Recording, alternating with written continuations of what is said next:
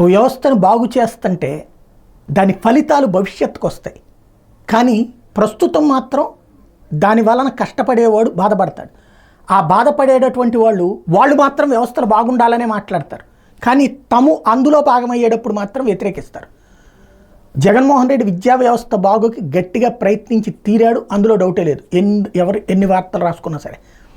ఇప్పుడు ఈనాడు రాసుకొచ్చినటువంటి ఒక వార్త, బోధనేతర భారం తగ్గించండి బాబోయ్ అని కొత్త ప్రభుత్వాన్ని కోరుతున్న ఉపాధ్యాయులు, వైకాపా తీసుకొచ్చిన యాప్లు ఆన్లైన్ పనులతో బోధనకు ఆటంకాలు. ఇది చూస్తే అదే జగన్ వాళ్ళ ఇంటికో లేకపోతే కనుక ఏ భారతీయ సిమెంట్స్కో సాక్షికో వాడుకున్నాడు అనుకుంటారు. కానీ అసలు వార్త చూడండి. బోధనేతర పనులు గత ప్రభుత్వం మొదట్లో ప్రధాన ఉపాధ్యాయులకు అప్పగించింది. ఇవన్నీ చేయడం భారమని వారు చెప్పడంతో రోజుకో ఉపాధ్యాయుడు చేసేలా మార్చారు. మరి అది మంచిదే కదా. రోజుకో టీచర్కి ఆ పని అప్పచెప్తే తప్పు అవుతుందా? ఉన్నతాధికారులు సైతం తనిఖీల సమయంలోనూ వీటి పరిశీలన ప్రధానంగా చేస్తున్నారు. బోధన విద్యార్థుల సామర్థ్యాన్ని పట్టించుకోవడం లేదు. ఎందుకు పట్టించుకోవట్లేదు? ప్రవీణ్ ప్రకాష్ ఏం చేశాడు? అదే కదా బోధన. దానికి ఆయన తిట్టిపోసాం కదా.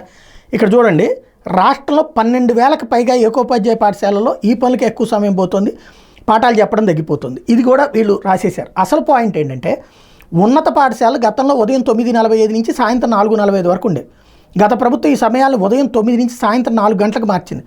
దూర ప్రాంతాల నుండి వచ్చే పిల్లలు ఆ సమయానికి రాలేకపోతున్నారని మళ్ళీ 9:45కి మార్చాలని ఉపాధ్యాయులు కోరుతున్నారు. అంటే ఈ టైం చాలట్లేదు అంటున్నారని, ఒక అరగంట ఎక్కువ పని చేయమంటే వద్దొద్దు మాకు ఆ పనే చేయండి, అదేమంటే పిల్లలు సరిగ్గా రాలేకపోతున్నారని చెప్పి టీచర్ల పేరుతో ఇక్కడ ఒక ఆట. టీచర్లకు దూర ప్రాంతాల నుండి, ఇతర రాష్ట్రాల నుండి, ఇతర దేశాల నుండి ఎవరైనా వస్తారా స్కూళ్ళకి? ఒక ఊళ్ళో ఉన్న స్కూల్కి ఆ ఊళ్ళో నుంచినే కదా. ప్రైవేట్ స్కూళ్ళ కంటే బస్సుల్లోనో వాటిట్లోనో వెళ్తూ ఉంటారు. గవర్నమెంట్ స్కూళ్ళకి ఆ చుట్టుపక్కల వాళ్ళే కదా వచ్చేది. ఇక్కడ అంటే వాళ్ళు ఎలా కోరితే అట్లా రాసి పెట్టడం, ముందు జగన్ మీద ద్వేషంతో రాయడం. అసలు చూడండి, ఇక్కడ యాప్లు ఇదివరకు ఏం పని అంటే, విద్యార్థుల హాజరుని ఉదయం 10:30 లోపు యాప్లో నమోదు చేయాలి. 9ంటికి వచ్చిన వాళ్ళు 10:30 లోపు నమోదు చేయమన్నారు. అది తప్పైంది. దీనికి 15-20 నిమిషాలు పడుతోంది.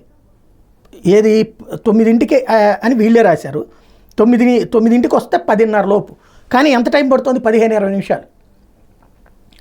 తర్వాతన అది పూర్తి కాగానే మధ్యాహ్న భోజనం తినే విద్యార్థుల సంఖ్య, కోడిగుడ్లు తీసుకునే వారి సంఖ్యను నమోదు చేయాలి. ఆ తర్వాత మరుగుదొడ్లు శుభ్రంగా ఉన్నాయా లేవా అని తెలుసుకునేందుకు ఫోటోలు తీసే బాధ్యతను ఉపాధ్యాయులకు అప్పగించారు. మరుగుదొడ్లు శుభ్రంగా లేకపోతే ఆర్టిఫిషియల్ ఇంటెలిజెన్స్ గుర్తిస్తుంది. అప్పుడు వాటిని శుభ్రం చేయించి ఫోటోలు తీయాలి. ఫోటోలు అప్లోడ్ చేసేందుకు 20 నిమిషాలు పడుతుంది.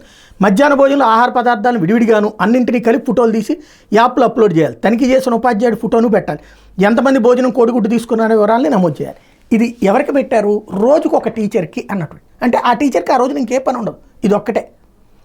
అది తప్పయింది. ఇప్పుడు ఏం చేయాలి అంటే ఇవన్నీ తీసేయాలి. ప్రైవేట్ స్కూల్స్లో ఎట్లా ఇవన్నీ తీసేస్తారా? టీచర్కి ఉండదు, వేరే స్టాఫ్ను పెట్టాలి. అక్కడ వేరే స్టాఫ్ను పెడతారు, అంతే కదా. ఇప్పుడు అక్కడ అటెండెన్స్ ఎవరు వేస్తారు? వేరే వాళ్ళు వచ్చేస్తారా ప్రైవేట్ స్కూళ్ళలో? లేదు, అక్కడ భోజనాలకు సంబంధించినటువంటిది పర్యవేక్షణ స్కూల్ మేనేజ్మెంట్ కాకుండా పక్క స్కూల్ నుంచి ఎవరైనా వచ్చి చేస్తారా? బేసిక్గా అయితే టీచర్లు చూడకపోవచ్చు, భోజనాలకు సంబంధించి సూపర్వైజర్ చూస్తారు కదా, వాళ్ళు టీచర్ కేటర్లోనే ఉంటారు కదా. సరే, ఇప్పుడు ఇవన్నీ టీచర్లకు తీసేద్దాం. ఇప్పుడు ఏం చేద్దాం? ఎవరిష్టం వచ్చినట్టు వాళ్ళు రండి, ఎవరిష్టం వచ్చినట్టు వాళ్ళు పోండి, తినండి, మీకు ఏం పెడితే అది తినండి, వంట మనిషి ఏం పెడితే అది తినండి అని చెప్పేటటువంటి విధానం. ఇది జవాబుదారీతన విధానమా?